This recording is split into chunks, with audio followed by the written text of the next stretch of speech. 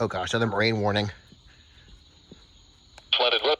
Strong thunderstorm with Tarpon Springs moving west at 50 knots. Hazard, wind gusts 34 knots or greater. Source, radar.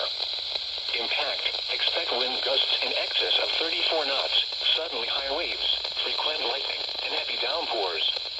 Make sure all on board are wearing life jackets. Locations impacted include Tarpon Springs, Port Richey, and Enclave Key.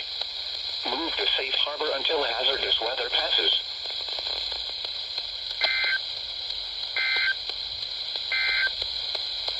Your coastal waters forecast.